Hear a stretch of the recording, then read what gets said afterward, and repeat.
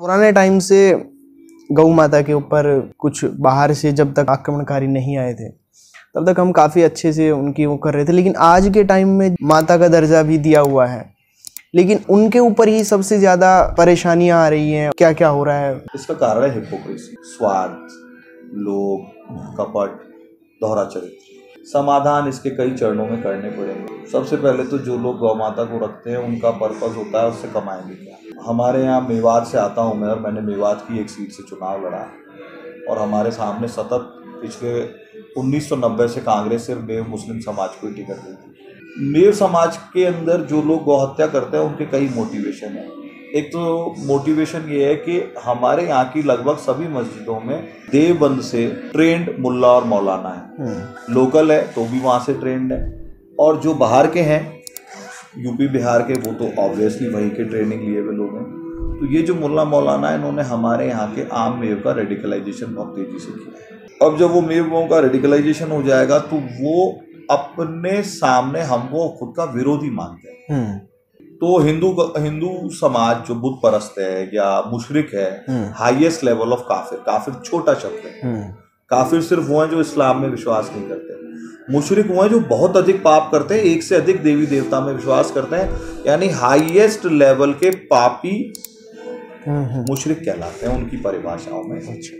काफिर जो है तो अब उनको क्या लगता है कि भाई अब सीधे तो लड़ाई कैसे लड़नी, डेमोक्रेसी है, पुलिस है, प्रशासन है, सारी व्यवस्था है, और वो गौ हत्या उनको बड़ी पैशनेट और फैसिनेटिंग लगती है, पहला। दूसरा क्या, इकोनॉमिक एंगल है बहुत बड़ा। हम ऐसे ट्रायंगल पे मेवात जहाँ से बगल में ही मथुरा और आगरा है, जहाँ से बगल में ही दिल्ली है, जहाँ खुद मेवात एक बहुत बड़ा मार्केट है। तो जब वो कोई गौ हत्या करते हैं तो जो बीफ का प्रोडक्शन होता है वो आपस में उसको बेच लेते हैं, खा लेते हैं।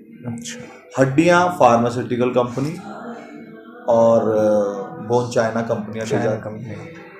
चर्बी तेल घी के बाजार में बिक जाती है, और स्किन जो गौ माता की खाल है उस खाल को वो लोग आगरा कानपुर में बेच देते हैं।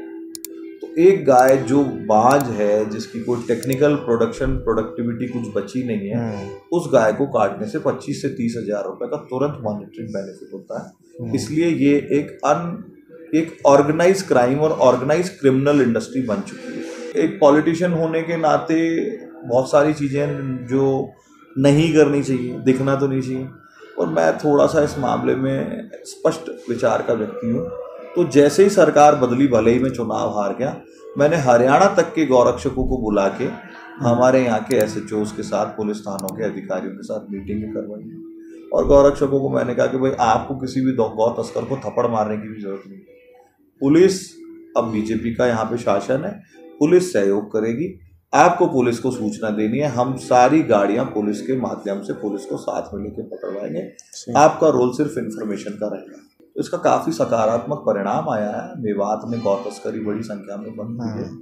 फिर श्री ज्ञानदेव आहूजा जी जो हमारे चाचा जी हैं, जो रामगढ़ से लगातार 3 बार MLA भी रहे और बड़ी हिंदू वॉइस माने जाते हैं राजस्थान की, उन्होंने अपने समय में बहुत प्रयास कर करके छोटी बड़ी गौशालाओं को बनवाया, और आज हिंदू समाज के सहयोग से सुख दुख पाके गौशालाएं चल रही हैं। सरकार उनको ऐड भी देती है। अभी जो गौ सेस लगता है रजिस्ट्रियों पे, जो हम डॉक्यूमेंट बेचान खरीदारी या एग्रीमेंट्स करते हैं, उस गौ सेस का उपयोग अशोक गहलोत सरकार अन्य कामों में करके हिंदू समाज को चीट कर रही थी, धोखा दे रही थी।